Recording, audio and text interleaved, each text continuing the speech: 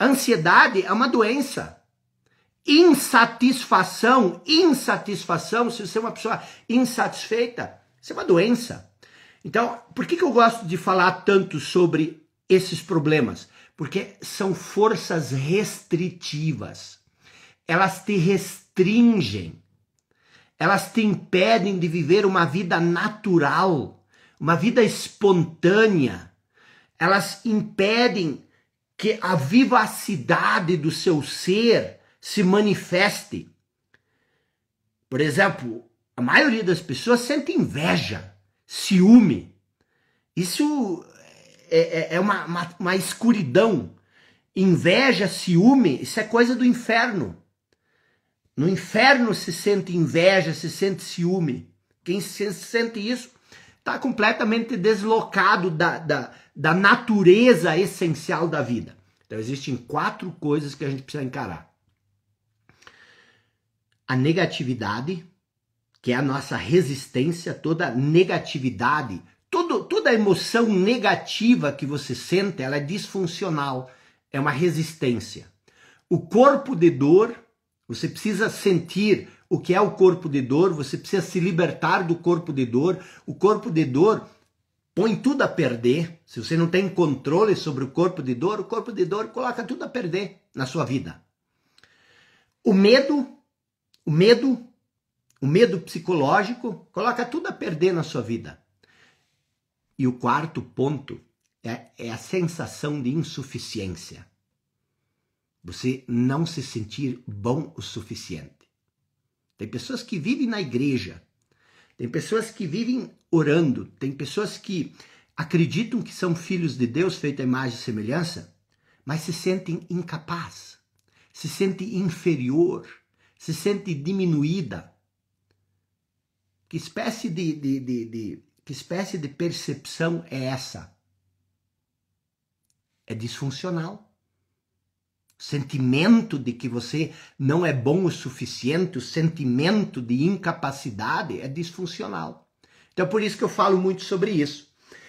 Só que eu estava me preparando hoje de manhã para falar sobre esses 4 temas e eu percebi uma coisa, que existe algo que você precisa saber antes. Se você não entender isso que eu vou explicar hoje, você não vai entender esses 4 temas. Então, eu vou explicar primeiro o que você precisa entender, depois a gente vai entrar dentro desses 4 temas, tá? Quando eu estudava na faculdade de filosofia, a gente começou estudando os filósofos mais antigos. A gente começou a estudar na Grécia Antiga. A gente começou a estudar Sócrates e aqueles filósofos clássicos. E aí, o professor, ele falou sobre uma frase que, depois eu pesquisei, ela é atribuída a Sócrates, mas não sei se foi Sócrates que disse isso. Mas essa frase diz o seguinte: conheça-te a ti mesmo e terás a chave do universo e o segredo dos deuses. E eu tenho uma coisa comigo que eu desejo para você. Que quando você ouve uma coisa assim, você não simplesmente acate isso.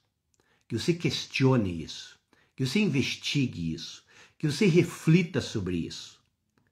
Porque cada ensinamento, ele é só uma placa que aponta para algum lugar. Então você sempre precisa tentar entender para onde esse conhecimento aponta. E uma das coisas que me inquietou e que me perturbou era o seguinte, cara, eu não tenho a chave do universo e eu não tenho o segredo dos deuses. Qual é o problema? Será que eu não me conheço? Conheça-te a ti mesmo e terás a chave do universo e o segredo dos deuses. Cara, eu não tenho a chave do universo, eu não tenho os segredos dos deuses. Você tem? E eu me perguntei, cara, se eu não tenho isso, ou essa frase é bobagem, e aí a gente tem que parar de falar isso, ou tem algo que eu não entendo, então eu tenho que procurar entender isso.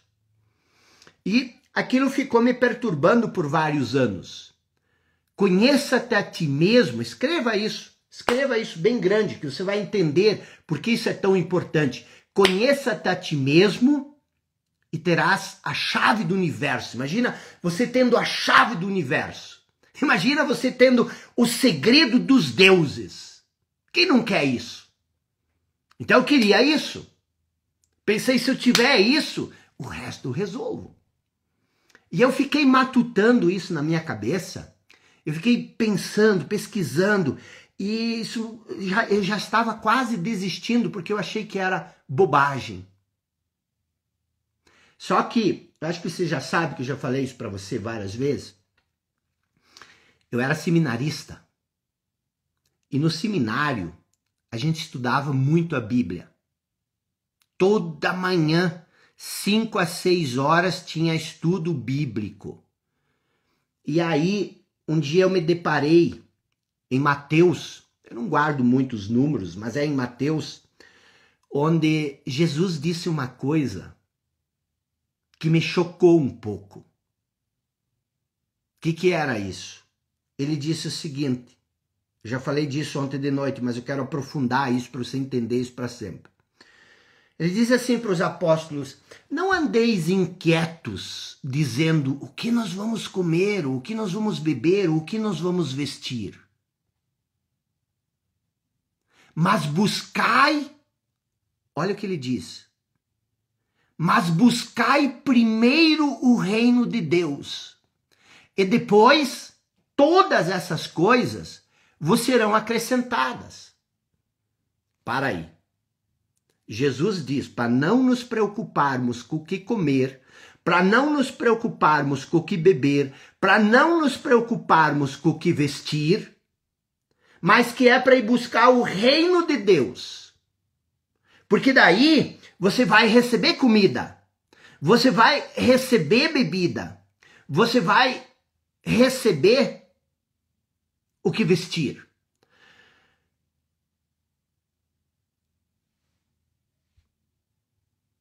Então tá? Então vamos buscar o reino de Deus? Vamos buscar o reino de Deus? O que Jesus está dizendo? Preste bem atenção, que isso é interessantíssimo. Eu não sou pastor, não sou pregador, mas eu gosto porque Jesus foi o mestre dos mestres, então vamos ter que estudar o que ele diz. Então ele diz o seguinte, não vos preocupeis com o que comer e com o que beber ou com o que vestir. Isso para mim sempre, pela educação que eu tive em casa, isso sempre me pareceu um pouco irresponsável. Mas o que é comer, beber ou se vestir? São as necessidades desse mundo.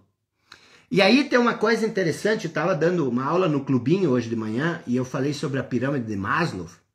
Maslow fez esse estudo onde ele perguntava para os pacientes dele o que vocês mais se preocupam, o que vocês em primeiro lugar se preocupam. Todos eles disseram, nós nos preocupamos com as necessidades fisiológicas. Todo mundo se preocupa basicamente com as necessidades fisiológicas, que é o que comer, o que beber, o que vestir.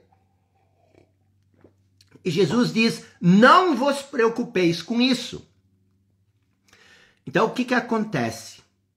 Se Jesus estivesse ali, sentado no teu quarto, diante de você, na tua sala, ou seja lá onde você está assistindo essa live, e ele fosse repetir isso nos dias atuais, ele ia dizer assim, ó, não te preocupe com as necessidades desse mundo. Porque na época de Jesus, ninguém queria ter um carro, porque não existia carro. Ninguém queria andar de avião, porque não existia avião. Ninguém queria roupa de marca, porque essas coisas não existiam. Estamos falando da época de Jesus. Então, naquele tempo, as pessoas precisavam um teto, ter o que comer e ter o que beber. Eram as necessidades desse mundo. Então, Jesus te diria o seguinte hoje. Você quer que Jesus volte? Então, se Jesus voltasse e ele repetisse a mesma coisa, ele diria o seguinte, não te preocupe com as necessidades desse mundo. E ele iria dizer para você a coisa mais interessante. O que ele disse em seguida, uma das mais interessantes, das coisas mais interessantes, que você tem que buscar primeiro o reino de Deus. Porque depois as coisas deste mundo vão vir até você. Elas serão acrescentadas. Olha como isso é interessante. Não te preocupe com as coisas deste mundo. Buscai primeiro o reino de Deus. Só que, o que ele quer dizer com isso? O que ele quis dizer? Imagine o seguinte, que você quisesse ou melhor, que você quisesse 3 livros meus. Imagine que você quisesse 3 dos meus livros. Você busca 3 livros, você quer 3 livros. E eu te dissesse, se você comprar esses 3 que você quer, lhe serão acrescentados. Quer dizer, você não precisa fazer nada, o que você precisa fazer é comprar um livro que os outros serão acrescentados. Então, o que isso significa? O que Jesus nos diz é, se buscarmos primeiro o reino de Deus, as coisas deste mundo serão acrescentadas. Ok? Está entendido? Vamos para frente. Mas o que é então o reino de Deus? Onde eu encontro o reino de Deus? Se eu não devo me preocupar com as coisas desse mundo, e se eu devo me preocupar em buscar o reino de Deus, o que é o reino de Deus? Onde eu encontro o reino de Deus? A primeira coisa que me veio à mente é buscar o reino de Deus, é buscar o céu, é ir para o céu quando eu morrer, é ser uma pessoa boa, é me comportar para que quando eu morrer eu vá para o céu.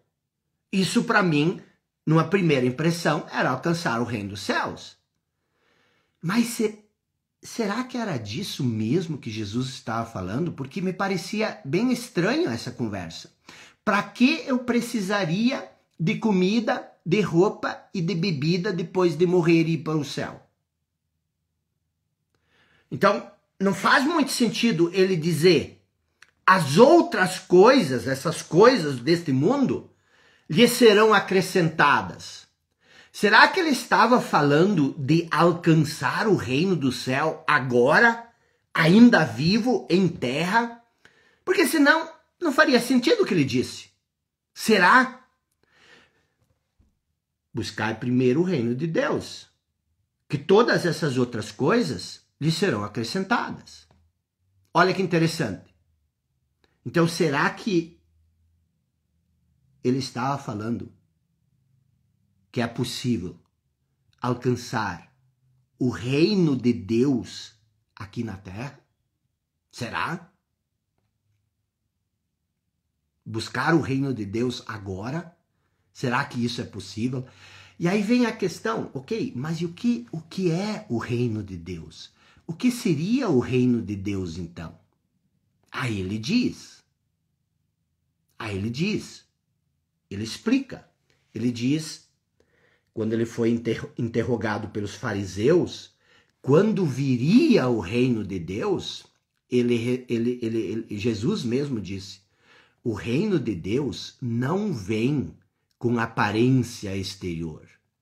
E nem dirão, olha ele ali, olha ele lá. Aí ele diz uma coisa muito interessante. Pois o reino de Deus está dentro de vós. O reino de Deus está dentro de vós. Agora preste bem atenção, associe as duas coisas. Ele diz o seguinte, não vos inquieteis com o que comer, com o que beber e com o que vestir. Buscai primeiro o reino de Deus e todas essas coisas lhe serão acrescentadas. Ok. Mas e o que é o reino de Deus? Quando e onde eu devo buscar o reino de Deus? Depois de morrer? Aí ele diz o seguinte, Jesus disse isso. O reino de Deus está dentro de vós. Ué, o que seria isso? Como pode o reino de Deus estar dentro de uma pessoa? Como pode o reino de Deus estar dentro de uma pessoa. Ah, peraí, Jacob. Mas não era isso que Jesus quis dizer. Ora, você quer me dizer que você sabe melhor o que Jesus disse do que o próprio Jesus? Se Jesus quisesse dizer outra coisa do que aquilo que ele disse, ele, sendo Jesus, ele teria dito outra coisa, e não o que ele disse. Então a gente tem que se manter fiel ao que ele disse, e ele disse isso, está lá na Bíblia. Então não adianta a gente querer adequar a interpretação ao que a gente acredita, a gente tem que se orientar pelo que ele disse. Então o que ele disse primeiro, ele disse: buscai primeiro o reino de Deus. Que se você fizer isso, todas as coisas do mundo lhe serão acrescentadas, as coisas desse mundo. Segunda coisa que ele disse: o reino de Deus está dentro de você. Mas para onde isso nos leva? Tu já pensou? Se você, eu sempre digo, sempre provoco um pouco, porque a gente gosta muito de dizer que a gente, Jesus é tudo, Jesus é isso, mas, cara,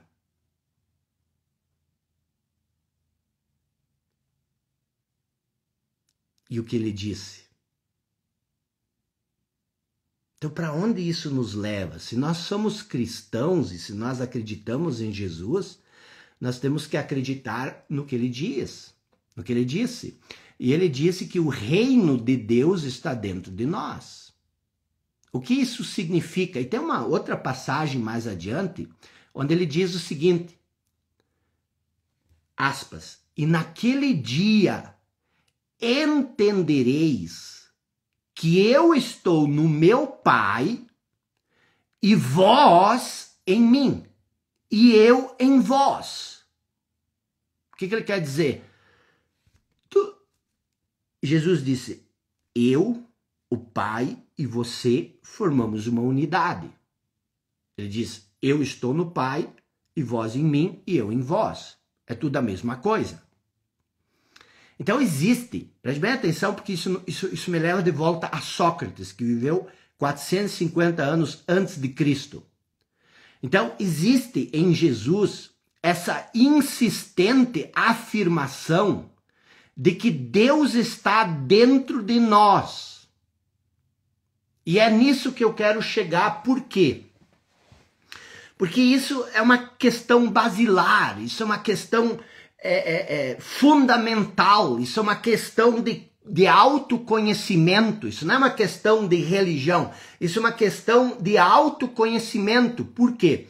Porque se você quer se conhecer e você tem o reino de Deus dentro de você e você não sabe isso, você não se conhece.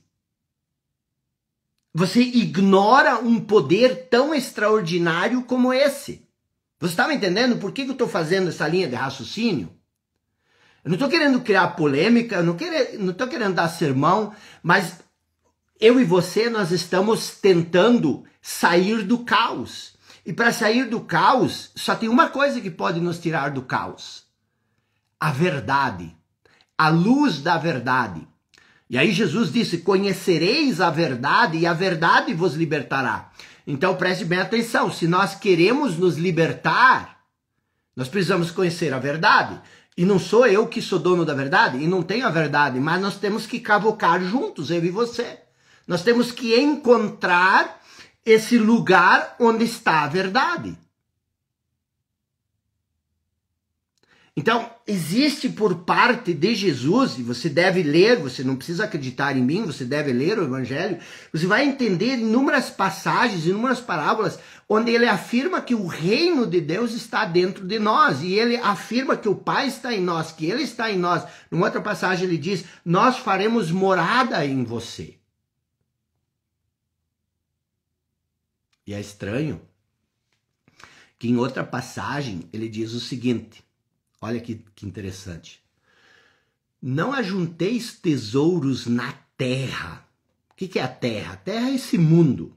Não ajunteis tesouro na terra, onde a traça e a ferrugem tudo consomem. mas ajuntai tesouros no céu, onde nem a traça e nem a ferrugem consomem. Ok, como é que eu vou ajuntar tesouros no céu? O que é o céu? O que seria o céu, na verdade? E ele também explica o que é o céu. Eu não preciso inventar nada, porque está tudo ali. Ele explica o que é o reino dos céus, e ele diz o seguinte, preste bem atenção. O reino dos céus, é isso que me perturba. E se você entender isso, se você começar a desvendar, porque a gente tem que se basear em vários pilares se você quer construir uma ponte, para sair do caos e você encontrar um pouco de ordem na sua vida. Ele diz sobre o reino dos céus, ele conta umas 3 parábolas, mas eu vou falar sobre 2. Ele diz o seguinte, que o reino dos céus é como um grão de mostarda que um homem tomou e plantou ele no campo, na sua lavoura. E embora que o grão de mostarda seja a menor semente entre todas, quando cresce, chega a ser a maior das plantas. O que isso tem a ver com o reino dos céus? Olha que interessante. E aí ele vai e ele diz ele diz que o reino dos céus, numa segunda parábola, logo a seguir, ele diz que o reino dos céus é semelhante ao fermento que uma mulher pegou, misturou com a farinha e toda a massa cresceu por causa disso. Olha que interessante isso. E aí me veio uma dúvida. A minha dúvida era o seguinte: por que ele não disse, quando ele falou do reino dos céus, que o reino dos céus é o lugar para onde os bons, os justos vão depois de morrer? Porque era isso que eu acreditava. Porque era isso que eles me ensinaram. Ele não falou isso. Ele não disse isso. Ao contrário, ele fez essas estranhas analogias. Seria tão simples ele ter dito, senhores e senhoras, o reino do céu é o lugar para onde vão as almas justas, que vão morrer sem pecado. É lá que elas vão. Não, ele disse que ele é como o grão de mostarda, que quando plantado se torna uma árvore grande, e que o reino dos céus é como uma semente, como o fermento, quando misturado com o pão, leveda toda a massa. O que isso quer dizer? O que ele quer dizer com essas 2 explicações tão estranhas, onde ele usa o exemplo para dizer o que é o reino dos céus de algo que cresce. Algo que cresce. O reino dos céus é como algo que cresce. Se você cuidar, se você cultivar, se você plantar o reino dos céus, ele cresce. Que estranho, não é? Que estranho, não é? Que conclusão você tira disso? Porque eu pensei o seguinte: meu Deus, será que o reino dos céus não é um lugar? Será que o reino dos céus do qual Jesus fala não é o reino dos céus que eu acredito? Porque eu acreditava que o reino dos céus era o lugar para onde nós vamos depois de morrer. Mas o que esse lugar tem a ver com o grão de mostarda? O que esse lugar tem a ver com o fermento? Que coisa estranha, hein?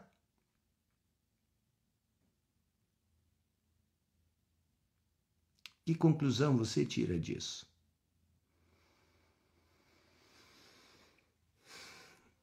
E aí ele diz que esse reino dos céus que cresce, que ele intercala com o reino de Deus, está dentro de nós. O que ele quis dizer? E o que Sócrates quis dizer com conheça-te a ti mesmo e terás a chave do universo e os segredos dos deuses? Qual a relação que tem entre essas coisas? Será que Sócrates estava se referindo à mesma coisa que Jesus? Será que conhecer-se a si mesmo é conhecer esse reino dos céus que existe em nós? Tem uma história que Eckhart Tolle conta num dos seus livros, que é a seguinte. Ele diz que por mais de 20 anos, o mendigo ficou sentado no mesmo lugar, sobre um velho baú de madeira, debaixo de um viaduto, pedindo esmolas. Certo dia, um estranho passou pelo mendigo. E o mendigo pegou o boné, chapéu, estendeu e disse: tem um troquinho aí para mim, moço? Não, não tenho, disse o estranho. Olhando para o viaduto, o estranho disse: o que tem nesse baú debaixo de você? Nada, disse o mendigo. Isso é só uma caixa velha. Já nem sei há quanto tempo eu sento em cima dela. Não tem nada aí dentro. É uma caixa velha. E o mendigo ficou ali e o estranho foi embora. Mas antes de ir embora, o estranho perguntou para o mendigo: você nunca olhou o que tem dentro dessa caixa? Não, respondeu o mendigo. Para quê? Não tem nada aqui não. Não tem nada, é uma caixa velha. E o estranho, já indo embora, disse: dá uma olhada dentro. E o mendigo, só por curiosidade, resolveu abrir a caixa. Estava enferrujado, ele teve que fazer força para levantar a tampa. E quando ele abriu a tampa, ele olhou. Ele mal podia acreditar que aquela caixa velha de madeira estava cheia de ouro. E aí o autor diz o seguinte: eu sou o estranho sem nada para dar, que está lhe dizendo para olhar para dentro, mas não dentro de uma caixa, mas sim dentro de você mesmo. E aí ele continua: eu imagino que você esteja pensando indignado, mas eu não sou um mendigo. E aí ele diz: infelizmente, todos que ainda não encontraram a verdadeira riqueza, que é a radiante alegria de Deus e uma paz inabalável, são mendigos, mesmo que possuam bens e riqueza material. Por quê? Porque buscam do lado de fora migalhas de prazer, de aprovação, de segurança, de amor. Embora tenham um tesouro guardado dentro de si, que não só contém tudo isso, como é infinitamente maior do que qualquer coisa oferecida pelo mundo externo. Ok, e do que esse estava falando? Do que esse estava falando? Que tesouro interior é esse? Será que ele estava falando da mesma coisa que Jesus? Será que o tesouro interior é o reino dos céus que está dentro de nós? Será que ele está falando da mesma coisa que Sócrates: conheça-te a ti mesmo e terás a chave do universo e o segredo dos deuses? Vocês estão entendendo? Eu poderia pegar outros autores, fazer outras conexões. Mas vamos ficar com esses três. Ele diz que o tesouro interior é muito maior do que qualquer coisa que a gente pode alcançar e que é oferecida pelo mundo.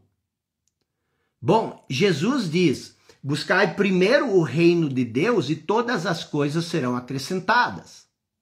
Então, a pergunta que eu me fiz e que eu quero passar para você é a seguinte: será que existe alguma coisa que nós não estamos entendendo?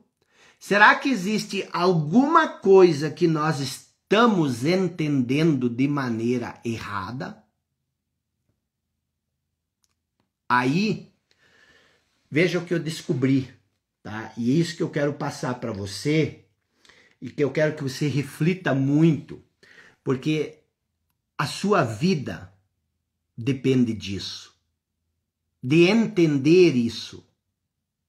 De entender isso, a sua vida depende disso. E o que seria isso? Pense o seguinte, a nossa vida, ela tem uma dimensão horizontal.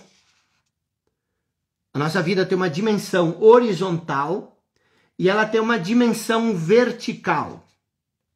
A dimensão horizontal, vou colocar um H aqui, e uma dimensão vertical.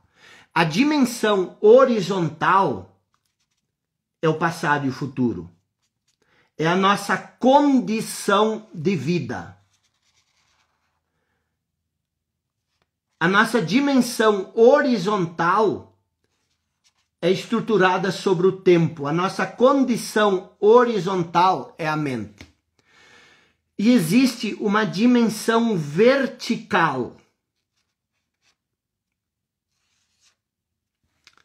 que é ignorada pela maioria absoluta das pessoas. Por que essa dimensão vertical ela é ignorada? Porque a nossa atenção ela é roubada, ela é sugada pela nossa condição de vida. É aquilo que eu expliquei ao longo das 2 primeiras aulas. Essa necessidade de correr atrás das coisas do mundo. As coisas do mundo exigem muito a nossa atenção. Você pode sentir o fluxo. Se você prestar atenção, você vai sentir o fluxo dessa dimensão vertical. A mente está todo o tempo te distraindo para algo, dizendo isso é importante, aquilo é importante. Dá atenção para isso, te foca naquilo. Você pode sentir o fluxo, o repuxe do mundo. O passado e o futuro consomem todo o seu tempo. E o que acontece? Você acaba ignorando a dimensão vertical da sua vida. O que é a dimensão vertical da sua vida? É o agora. É a vida em si. Você passa o tempo inteiro preocupado com a sua condição de vida e você ignora a sua vida. São 2 coisas diferentes. A sua condição de vida, ela é feita de passado e de futuro. Mas a sua vida é agora. E o que é mais importante que o passado e o futuro? Que a sua condição de vida é a sua vida. Mas você ignora totalmente a vida que existe dentro de você, porque você se foca o tempo inteiro com o passado e com o futuro. E quando Jesus diz, buscai primeiro o reino dos céus que está dentro de você, o que é o reino dos céus? É o que há de sagrado em nós. O nosso poder maior não está na nossa condição de vida. O nosso poder maior não está no passado. O nosso poder maior não está no futuro. O nosso poder maior está na vida. E a vida é agora. Só que o que você fez? Você transformou, olha que ironia, você transformou o agora num obstáculo que você precisa superar para se tornar alguém. Você já pensou sobre isso? Você está lutando contra a vida, aquilo que você é, na ilusão de tentar se tornar alguém no futuro. Você esquece de quem você verdadeiramente é, aquilo que existe de sagrado em você, que é a vida, e você pega o passado, o seu passado, não importa o que você viveu no passado, mas você pega o seu passado e você transforma o seu passado numa identidade. O que é a identidade? É uma noção de eu. Então, olha a ironia do destino. Eu fui abusado no passado, eu perdi um filho no passado, eu fui humilhado no passado, e aí você pega o abuso, você pega a perda do filho, que são tudo coisas terríveis, e você pega a humilhação, e e você junta tudo isso, e você diz, eu sou isso. E você ignora tudo que está para além disso. Quer dizer, você pega o passado e constrói uma identidade, uma noção de eu baseado no passado. E isso te desconecta com a vida.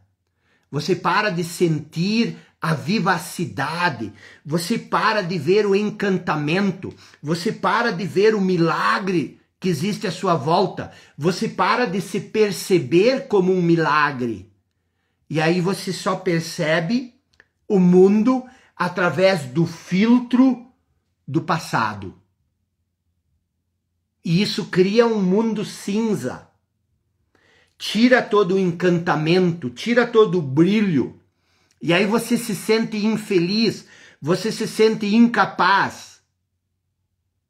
Essa construção mental da sua noção de eu é muito frágil. E você fica o tempo inteiro tentando reforçar isso. Por quê? Porque você se desconectou com a vida. O passado, com a sua história, e o futuro, com a esperança de salvação, te desconectam da vida. O que você precisa entender? O pensamento é uma forma energética, o pensamento é uma energia. E o pensamento, ele tem um momentum, ele tem um impulso. E esse impulso, ele rouba a nossa atenção. E esse pensamento, ele absorve toda a nossa atenção. Esse pensamento, ele aparece na sua mente e ele rouba a sua consciência e você entra no pensamento e você se perde no pensamento. E você se identifica com o pensamento. Você se torna o pensamento. Você passa a ser totalmente dominado pelo pensamento. Você acredita que você é o pensamento. Você acredita que é o pensamento e você acredita em cada pensamento. Então, conheça-te a ti mesmo. Não é conhecer coisas sobre si. Conheça-te a ti mesmo é conhecer aquilo que você é para além daquilo que você sabe sobre você. Eu não quero saber. Não me interessa. E eu nem tenho como. Tudo que aconteceu contigo no passado. Mas eu posso te garantir que por mais doído, por mais dolorido que isso tem sido, isso não é você. Em você, por baixo dessa história, por baixo dessas memórias, por baixo desse sofrimento, por baixo desse ressentimento, em você, existe um solo sagrado, onde ninguém pisou, onde ninguém consegue abusar de você, onde ninguém consegue te humilhar. E esse terreno sagrado é a parte divina que existe dentro de você. Esse terreno sagrado é o sopro divino que existe dentro de você. E é isso que você é. Então preste bem atenção para você entender o que você é. Ninguém pode definir o que você é. Porque se alguém definir o que você é, essa definição se torna um conceito. E aí você deixa de ser quem você é e você se torna esse conceito. Aquilo que você é indefinível. Por quê? Porque isso é o infinito, isso é o eterno, isso é o divino. Você é uma expressão. Quando as pessoas dizem que você é filho de Deus, isso não é mentira. Você é uma expressão, você é uma manifestação do divino. O corpo físico, o pensamento, são formas que o divino assumiu. Mas a forma que o divino assumiu não é o divino. A sua forma de vida, o seu corpo, o seu pensamento, não é quem você é. Você é a vida que existe no seu corpo. Você é a vida da qual o pensamento emerge. E isto é o reino de Deus que está dentro de você e que você precisa buscar primeiro. Porque se você buscar isso, as outras coisas vão ser acrescentadas. De que forma? Vai ser muito simples, vai ser muito fácil, porque todos os sofrimentos, todas as angústias, todas as resistências que a mente cria, toda essa a sensibilidade que você tem em relação a este mundo, todo o medo, tudo isso perde o sentido. Por quê? Porque você sabe que isso não é você. Então, quando você lê a Escritura, quando você entende o que Jesus quer dizer quando ele diz: eu estou no Pai, você está em mim e eu estou em você, existe algo dentro de nós que é muito poderoso, que é muito maior do que tudo.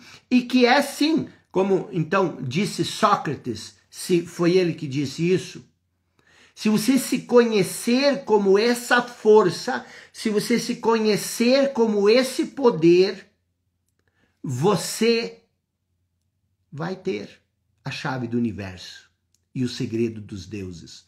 Porque você vai se tornar um com o universo. E é isso que nos falta. É isso que nos falta. Existem dois movimentos. Aliás, existe... O que você precisa entender? Eu falei um pouco aqui da vida, da dimensão horizontal, que é a condição de vida, e da dimensão vertical, que é a vida em si. A nossa condição de vida, por ser passado e futuro, ela é condicionada. A nossa vida é incondicionada. Quando você se identifica com o passado e com o futuro, você passa a viver da condição, do condicionamento. Quando você passa a perceber essa vida que existe em você, a vida em si, ela é incondicionada. Isso aqui é finito, isso aqui é infinito. A eternidade é isso aqui. O eterno agora, que nunca muda. A eternidade não pode ser um tempo sem fim no futuro, porque o futuro, só tem um lugar onde existe o futuro, na sua mente. E a sua mente, daqui uns anos, daqui umas décadas, caput, ela morreu. A sua mente vai desaparecer e com isso o futuro vai desaparecer. Então, a eternidade, ela não pode estar no futuro, porque o futuro é a nossa mente. A eternidade é a porta estreita que te conduz para o reino dos céus, que está dentro de nós, que é o que nos conecta a Deus, que nos conecta ao todo. Voltando a dizer, isso não é religião, isso é autoconhecimento. Você se conhecer como essa força infinita e não como essa coisa finita e temporária. Todo o medo, toda a ansiedade, todo o ressentimento, nós vamos ver isso amanhã, quando nós estudarmos os sofrimentos. Por isso que eu quis que você entendesse isso primeiro. Tudo isso está aqui na condição de vida. Jesus, ele intercala muito este mundo com o reino dos céus. E ele diz o seguinte: neste mundo vocês vão ter tribulações, mas tende bom ânimo. Eu venci este mundo. Eu venci. Jesus era 100% essa manifestação divina, que nós perdemos contato total com ela. Nós perdemos contato total. Por quê? Porque nós nos perdemos no movimento condicionado do pensamento. O movimento condicionado do pensamento cria as emoções. Você se perde nas emoções, você se perde no pensamento. Você tem todo esse movimento condicionado em você. E esse movimento condicionado cria as emoções criam mais pensamento e você se perde.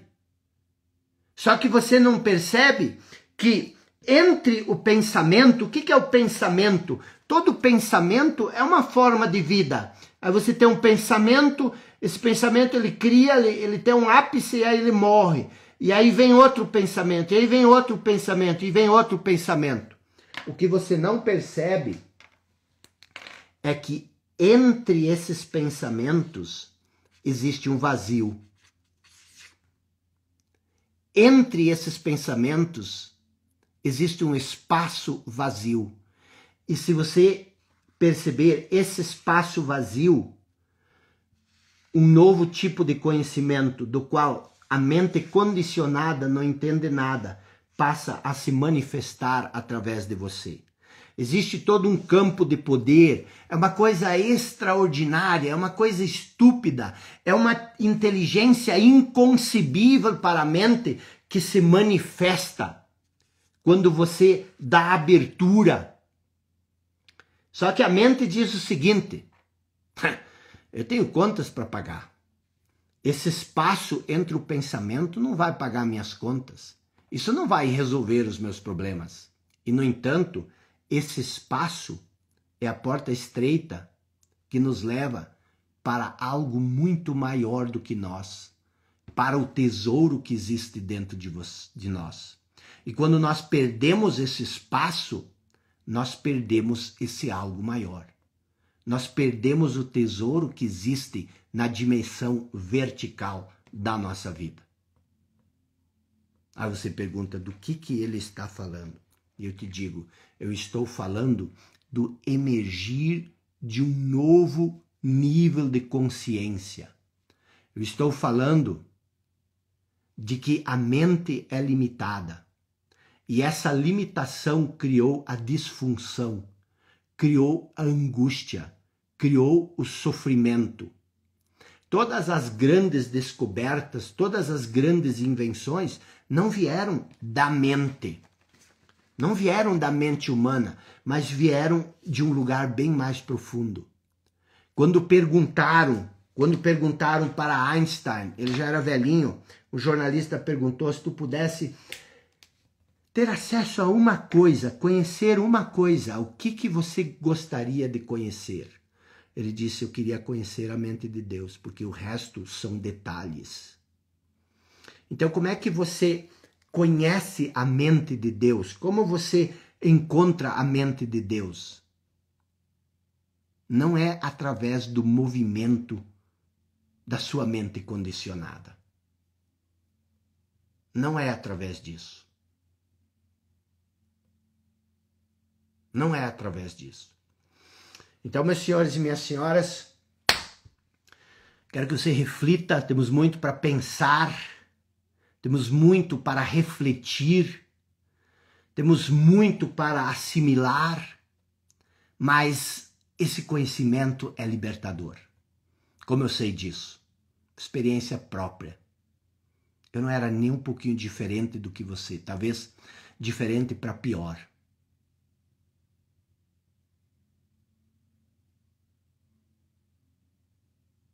Vocês estão entendendo?